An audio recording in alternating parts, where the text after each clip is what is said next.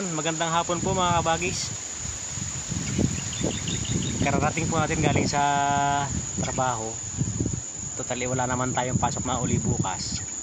Papahinga muna tayo. Binisita ko po yung aking taniman ng saging. Napakasukal na oh. Ang dami ng damo. Ayan mga kabagis oh, halos kapantay ko ng damo. Pero yung ating saging nakakatuwa at may bunga oh. Kahit hindi natin siya napupuntahan lagi, mayroon siyang bunga. Ito pa oh, bagong puso. Ito po sa kabilang yan may puso na ano na, nakalabas na lahat ng bunga. Ating tatanggalin yung puso para mabilis lumaki yung bunga niya.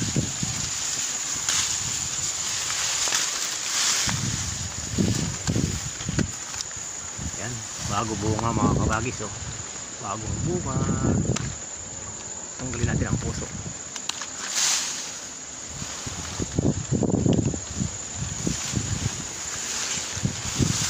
Matagal-tagal din po natin hindi napuntahan eh. Halos na sa mahigit 2 buwan. Kaya yung damo eh, ang bilis lumaki. Gawa nung nakakaraan naman ulan ng ulan. Ayan po, may bunga pa rin. Bali 4 na. Ah hindi, ano pala, marami pala oh. Oh. Ito yung katabi ng ating tinanggalan ng puso. Oh, may katabing bunga. Tapos dito may bunga rin yun. Tapos dito mayroon pa din.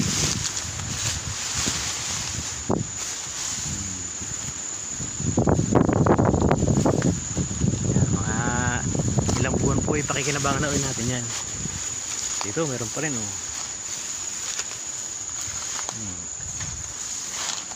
Daming bunga. Kaya lang po talagang andam mo eh ano, napakataas na. Pagka yung nakapahipahinga tayo, lilinisan po natin yan. Dahil papuntang Tag-Araw, baka may makapagsunog naman ito. Madadalin naman yung ating tanim. Ito po yung ano, kakaunti pa yan. Dahil yan po yung ating inilipat galing doon sa kabilang taniman natin. Dahil yung ating dating taniman hindi na natin pwedeng puntahan. Dahil nga ayaw na magparaan nung may lupa. Kaya naglipat tayo dito ng panibago.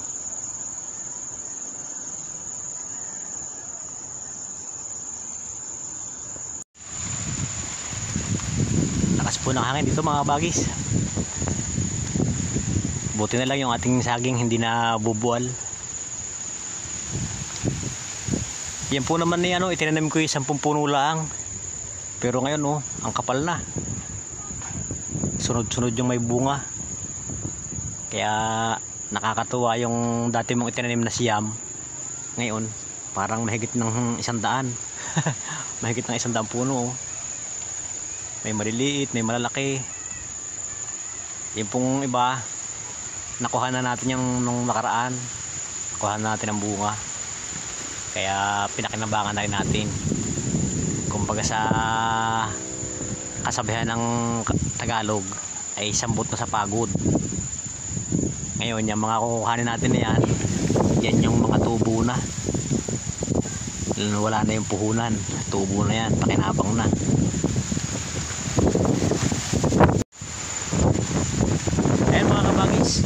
Tayo po'y magpapaalam na uli. Binisita lang natin yung ating taniman ng saging dahil nga mahigit 2 buwan nating hindi napupuntahan. Ayan ang sitwasyon, malago na ang damo. Ay siguro po sa isang araw lilinisan natin yan para matuwa naman sa atin yung ating halaman. Hanggang sa muli po mga kabagis, maraming salamat sa mga nanonood at saka sa mga manonood pa. Muli po, ito ang inyong abangang lingkod, Tatay Nitox Moto, nag-iiwan ng isang magandang araw. Mag-iingat po tayong lahat.